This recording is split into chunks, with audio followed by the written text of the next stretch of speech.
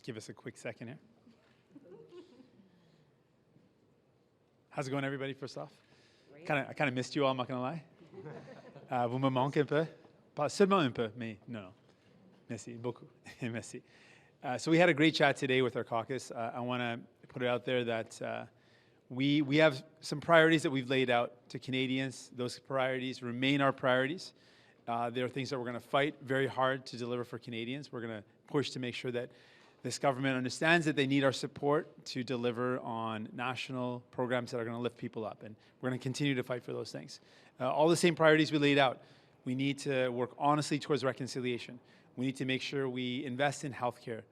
We had a great chat today about how important dental care is and how many Canadians saw that plan as something that would have changed our life dramatically and how Canadians need it. And we're going to continue to fight for that. We know that Canadians are struggling with affordability, and that means making sure people can find a home to live in and making sure that we tackle the high cell phone and internet bills that Canadians are faced with. We're going to continue to work hard to deliver real action on reducing our emissions to fight the climate crisis. We know that Canadians expect us to continue to help young people, students that are living with massive debt, and our plans to tackle that are something that we're going to continue to fight for. And we know that when it comes down to it, we want to signal really clearly to this government our priorities. And so we're going to put forward two things. Right now, we're challenging the government on two things. The first challenge is we're going to put forward our first bill, which would be a framework to put in place universal, publicly delivered, single-payer pharmacare for all. That's going to be our first legislation.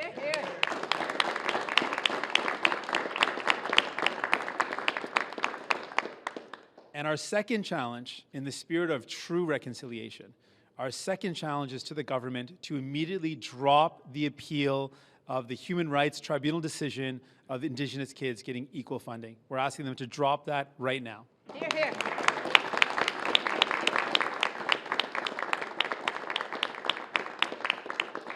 Mr. Trudeau made it sound like this is something he had to do because it was during the midst of a campaign, but more and more it's coming to light that it was their intention all along to appeal this decision, and that is the wrong thing to do. Cindy Blackstock and activists have been working long and hard demanding a basic element of respect and dignity. That's Indigenous kids should get equal funding, and we're going to continue to fight for that. Donc, nos priorités restent les mêmes. On va continuer de lutter, de se battre pour les gens. On a parlé de l'importance des soins de santé, de rendre la vie plus abordable, de comment on peut faire face à la crise climatique, la réconciliation, aider les étudiants avec la dette étudiante. Et en fait, on va proposer deux choses de maintenant, deux défis pour le gouvernement. Ce qu'on propose, c'est de maintenant, notre premier projet de loi, c'est de mettre en œuvre, de proposer un projet de loi 4 pour la mettre en œuvre d'une assurance médicaments universelle.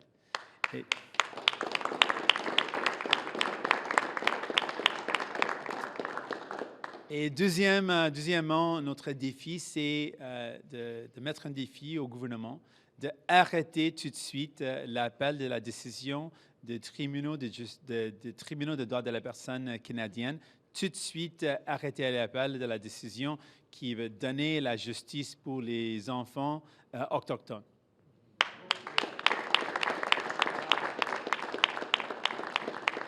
And I'm available for your questions.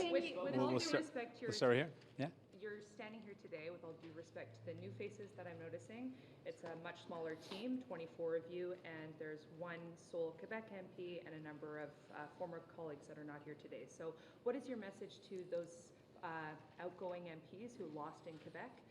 Do you take responsibility for the loss there, and how are you going to work on addressing support for your party in Quebec? While I'm proud of the campaign that we ran and our positive message and our hopeful message for Canadians, asking them not to settle for less but to dream bigger, I'm very proud of the work that we all put in and my incredible team. I'm not satisfied with the results. And that means that we need to continue to work hard to let the folks in Quebec know that if you want a progressive voice that's going to be able to bring together progressives from the rest of Canada with Quebec, it's us, New Democrats, are going to do that. We're going to continue to work really hard. In all elections, there's an exciting element where you bring in some new members, and I'm really honored to have a number of incredible new MPs. It's also a challenging and difficult part of elections when you lose great colleagues, and we've lost some great colleagues as well. And you're going to be... I'll give one follow-up, and then I'll go to the next question. You're going to be meeting, right, tonight with some of the Yes. outgoing MPs. What is your message to them, and how might you draw on their experience as you look forward at the new parliament? Well, I'm going to listen. I'm going to listen to what they have to say. It's important to hear them out. They're also proud of the campaign we run, but clearly, there's more work to be done. And in Quebec, I want to make sure the message is clear. I believe in the dream of Jack Layton to bring together progressives of Quebec with the rest of Canada. I'm going to continue to do that.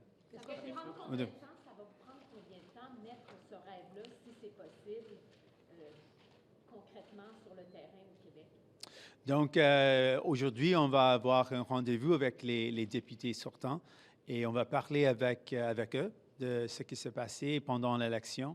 Et on sait qu'il y a du travail à faire. On sait aussi qu'il y a une fondation forte au Québec et il faut continuer. Et c'est mon engagement et l'engagement de toute l'équipe de travailler fort au Québec. On ne lâche jamais et on sait que le rêve de rassembler les progressistes du Canada avec le reste du Québec, c'est quelque chose que Jack a commencé, je veux continuer. One follow-up and then I'll go to you, Julie. Why not, right? Follow-ups are good. Je m'excuse. Est-ce que c'est pas trop lourd à porter pour M. Boulris, tout seul, député du Québec? Quelle pression ça lui met et qu'est-ce que vous lui demandez? Donc, si je peux dire, Alexandre Boulris fait un travail acharné, incroyable. Je suis tellement fier de son travail et le travail de son équipe.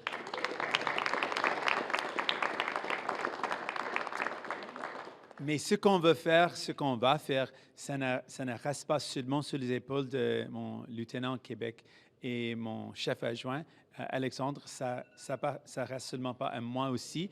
Ça reste à toute l'équipe. On va la faire ensemble. Et on a eu des engagements de notre équipe d'être plus présents au Québec. Et ça me touche beaucoup, le fait que les autres membres de notre équipe, les membres de Colombie-Britannique, veulent être présents au Québec pour montrer que on est là pour les Québécois, Québécoises, on est là pour les progressistes, donc on va continuer de faire ça. Mr. Singh, you said this government has to understand that it needs your support. Does it understand that? Has it reached out to you? What kind of leverage do you have? It has not reached out, but if Mr. Trudeau wants to deliver on what Canadians want, and it's very clear that Canadians want a universal pharmacare program. There is massive support for that. Public polling nationally that shows a massive amount of support for that. If they want to deliver on that, they're going to need our help to do it. If they want to deliver on that dental care program, which also has received a lot of support. And there's a lot of Canadians out there. We heard the stories from some of my team today. People that walked up to one of our candidates, Jack Harris in Newfoundland, and said, I look at my teeth. I can't get the care for my teeth, and I'm embarrassed to go to work. I'm embarrassed to apply for a job. And that should not be happening in a country as rich as ours. And so if they want to deliver those type of services, they're going to need our help. If they want to deliver real action, and I'm going to make sure we force them to deliver real action on the climate crisis, they're going to need our help if they want to deliver a national strategy to reduce our emissions. They're going to need us, and we're ready to work, but we're going to hold them to account because we're going to demand real action that's going to benefit Canadians and real action that's going to tackle the problems that we're faced with. Ah ouais, on commence ici et puis là-bas. J'ai pas entendu la question. Est-ce que c'est approprié de danser pendant la soirée de l'élection et de célébrer alors que tant de députés ont perdu leur emploi? Pour moi, je pense que la lutte pour la justice, c'est important et l'équipe, après beaucoup de travail, veut célébrer l'effort et célébrer l'effort de la campagne. C'est tellement important de faire ça. Pour moi, la joie de vivre, c'est important. Donc, je n'ai jamais m'excuse pour avoir la joie de vivre.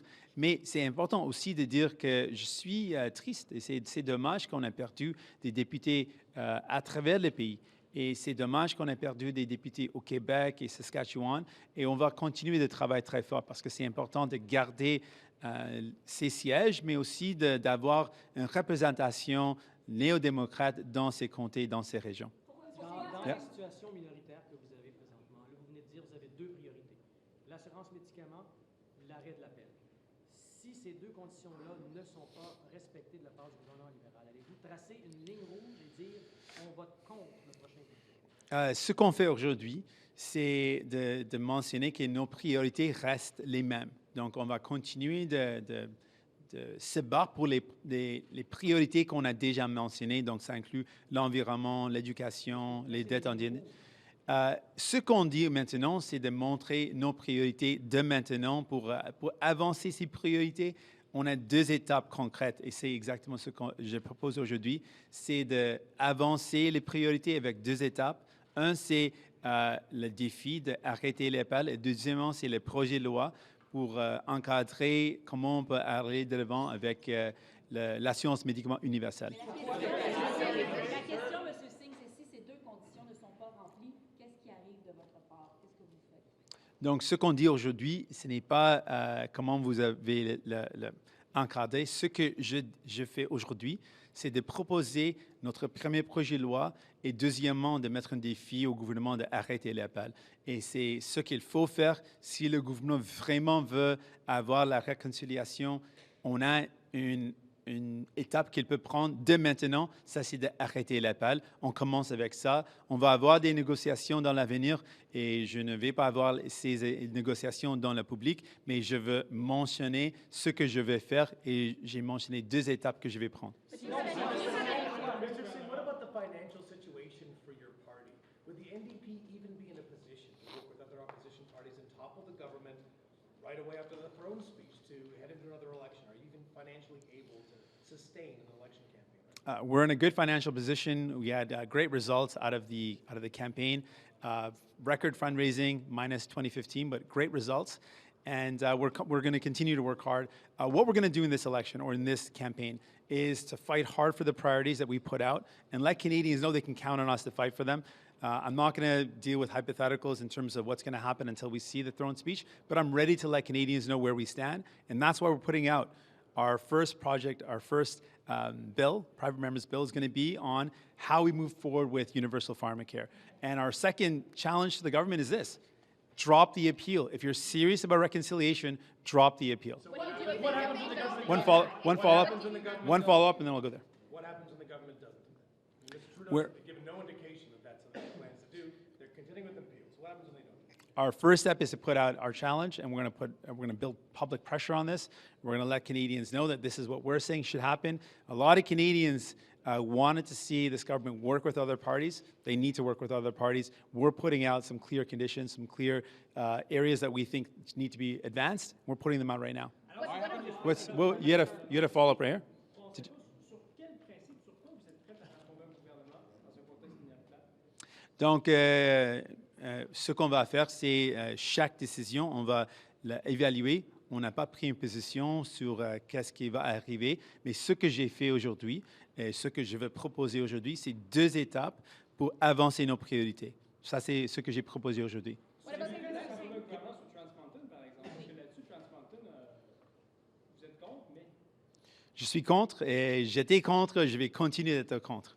What about the Trans Mountain pipeline? Is that a line in the sand for you? So again, I'm not going to negotiate lines in the sands in the public like this. What I can tell you is I've been firmly opposed to Trans Mountain. I will continue to be opposed to it. You said you hadn't spoken to the Prime Minister. Is that because you didn't reach out, because he didn't? Why haven't you spoken yet? We spoke once after the election. I congratulated him on the win, and he congratulated me. And after that, we've not spoken. We're open to conversations. We're putting out our priorities. We're happy to have any Do you conversations. think he needs to get in touch with you? I think so. On the recount import, Moody, Yeah, one here and then, yeah. you made a pitch to a judge to have the recount import, Moody. What exactly do you think went wrong with the counting of the votes there, and do you have any proof that anything improper happened there? What we know is that there was a big difference in terms of the final finding at the end of the night and then after some special ballots were open, and there was a significant difference. And so we think based on that, there's enough to have a judicial review. If you need more details, my team can follow up with more details. Are you confident that the results might be overturned? I don't know what the results are going to be, but I think it's enough that we should definitely have a judicial review, and that's why we've launched it. Mr. Singh, Yeah, two yeah. short ones. I'll Yeah, go go now if I can. On SNC Lavalin, you had a motion in February. It was not successful on a judicial inquiry. Presumably, you would now have even fewer votes to support that now. Do you accept the moment has passed, witnesses have left town, that we will never know the influence of lobbyists at the PMO I think Canadians still want to know, and I don't think it's an issue that's finished. There's lots of opportunities, perhaps in committee, for these issues to be addressed, and I think Canadians ought to know the truth of what happened. Yeah. Yes. We're gonna take the question right here. Yeah. We're gonna go ahead. Yeah. Is a single-payer system a deal breaker for you? Because Mr. Trudeau has been less clear about the system he would negotiate with provinces. Yeah, absolutely. And it's single-payer system is the way to go. What Mr. Trudeau is proposing right now is not universal, publicly delivered pharmacare. In fact, his own committee that he struck, headed by Dr. Hoskins, was one that basically endorsed our position, that it's got to be universal, it's got to be single-payer, and it's got to be publicly delivered. That's what we believe is the right thing to do. That's what all the experts believe is the right thing to do. It's going to save families lots of money. It's going to make sure people can get access to the medication they need.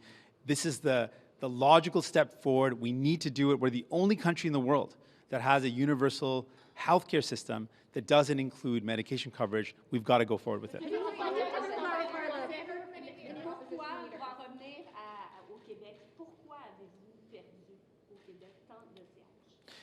Donc, on n'a pas fait l'évaluation spécifique de ce qui s'est passé exactement au Québec. On va faire l'évaluation et on travaille très fort au Québec parce que le Québec, c'est tellement important. Donc, on va faire l'évaluation et trouver les solutions et continuer de travailler fort. Est-ce que le problème, c'était vous, dans le contexte de la loi 21, vos symboles religieux, est-ce que ça peut avoir pesé sur votre vie? Non, pas du tout. Ce que j'ai vécu, ce que j'ai vu au Québec, c'est vraiment un grand accueil.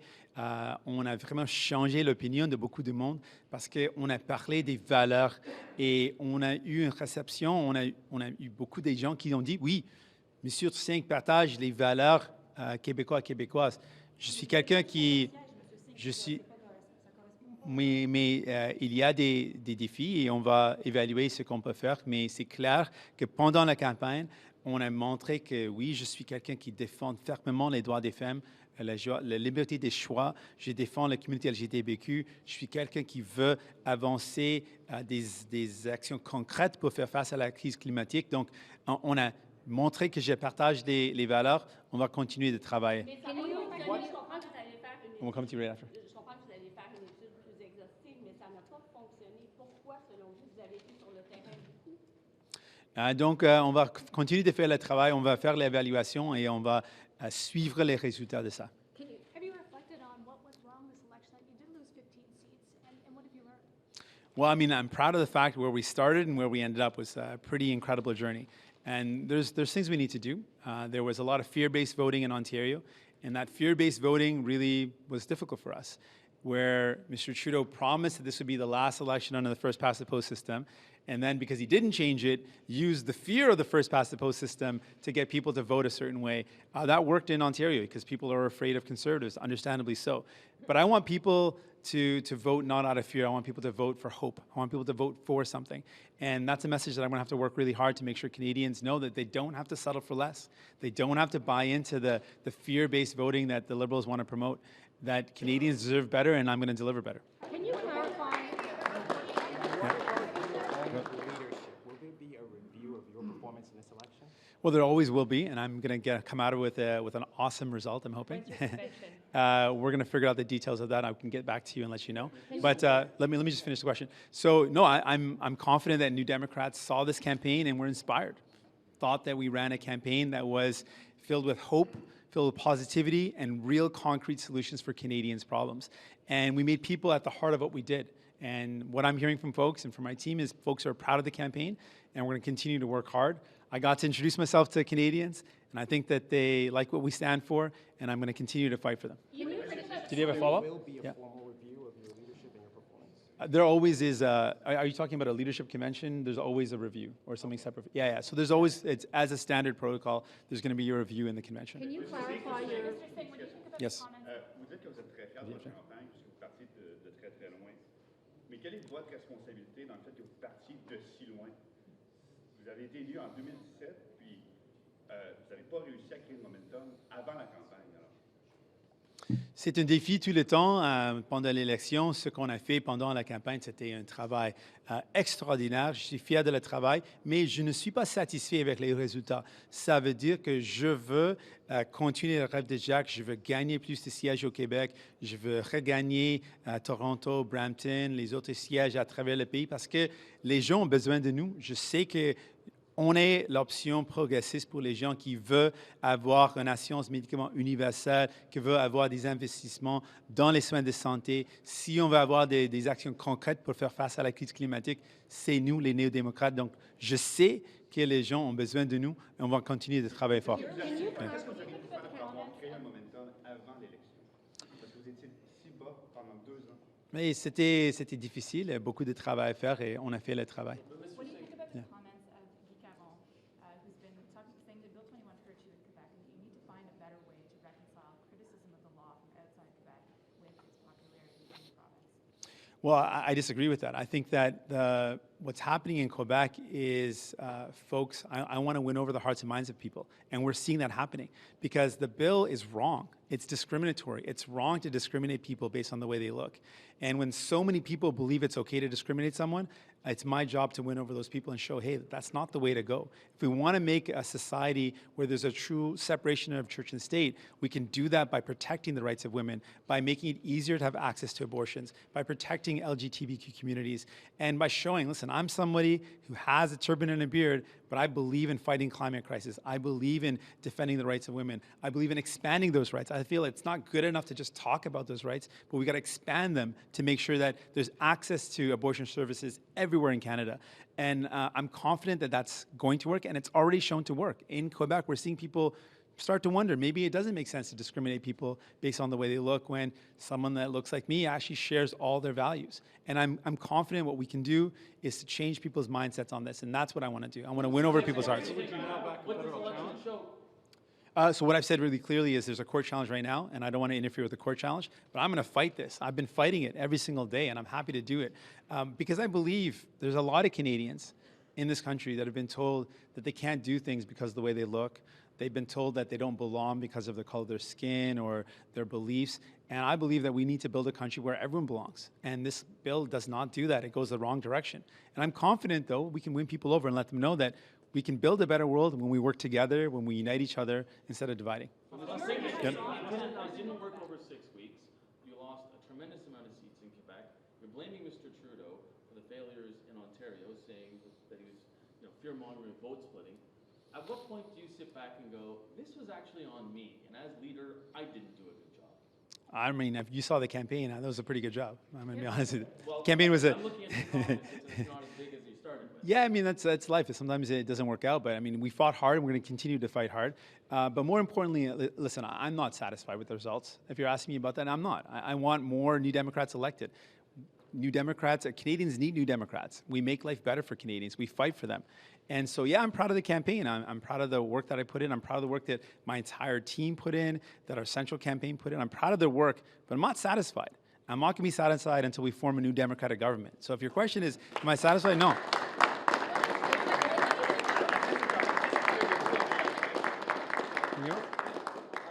So Trudeau's ruled out even an informal coalition. You haven't spoken with him in the couple weeks since the election. Are you concerned at all that the influence you might have thought you'd have in this minority parliament isn't as big as you thought it was on election night? We know that if Mr. Trudeau wants to put in place anything national that's progressive, he's going to need our help. For the National Dental Care Program that we put forward as an idea that Canadians really are getting inspired by, they think that would make their life better, he's going to need to work with us to deliver it. We know that Canadians want it. There's been massive support for that initiative. For action on reducing the cost of cell phone bills. If he wants to do that, New Democrats are there to make that happen. We're ready to fight to make that a reality. So for pharmacare, another example, something that he's talked about but not really come out clearly, if he wants to deliver a universal pharmacare that's single payer and publicly delivered, it's New Democrats he's going to need to work with. He needs to work with us if he wants to deliver on the things that Canadians are asking for, and I'm ready to work with that. C'est a new question here. And then. Other opposition leaders since the election? No. And what is your take on Andrew Scheer saying that he thinks you can still be socially conservative and be Prime Minister? I think it's clear you can't in Canada. Canada has made it really clear that we have, as a country, are strong on the fact that a woman has a right to choose, or a person has a right to choose. And in fact, that decision is between a person and their healthcare provider, and no one else has any business being involved in that. We know it's really clear that in Canada we support LGBTQ rights, and there's no question that that's where the majority of Canadians are, and that's a good thing. And you cannot have Mr. Scheer's beliefs and be the Prime Minister of Canada. It's pretty clear. Can I just clarify? One here? Your leadership will be tested in a minority scenario. What negotiation skills do you actually have? What are you bringing to the table? I'm fighting for people. The big difference is that Mr. Trudeau has shown again and again that his priorities haven't been the things that people need. He's prioritized. One-on-one conversation. But I want to make this clear, though. This is important, though. It's important because his priorities have been, when push comes to shove on pharmacare, he's caved into the pharmaceutical lobbyists.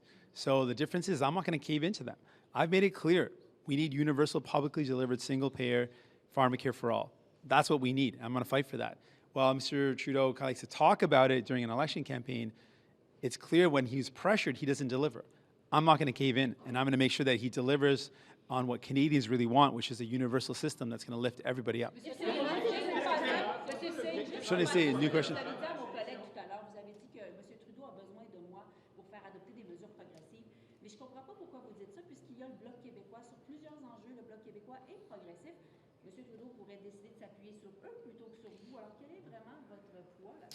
J'ai dit que si on veut mettre en œuvre, si M. Trudeau veut mettre en œuvre des programmes nationaux progressistes, il a besoin de nous. Parce que oui, peut-être dans des enjeux qui touchent le Québec, peut-être qu'elle peut trouver un allié avec le Bloc, mais si on veut mettre en œuvre quelque chose qui est national, qui veut aider tout le monde, qui va aider les Canadiens et Canadiennes à travers le pays, c'est nous l'option progressiste.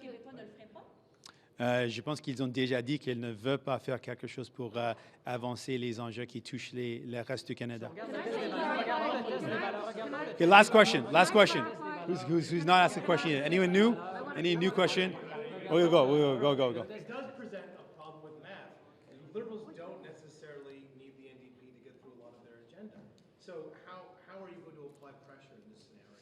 Like what sort of leverage does the NDP have? If the government, if Mr. Trudeau wants to deliver something that's national and that's progressive, he needs to work with us. There's no one else that's going to work with him that can actually help pass a bill to deliver something like universal pharmacare. If he wants that, that's something that I believe in, something that Mr. Blanchet said he's not in favor of. If you want to deliver it, he's going to work with us, and we're going to make sure it's universal and public. It's pretty clear that he doesn't want to work with them on that. Yeah. Thank you so much. Merci beaucoup. Thank you, everybody. Merci beaucoup. Thank you.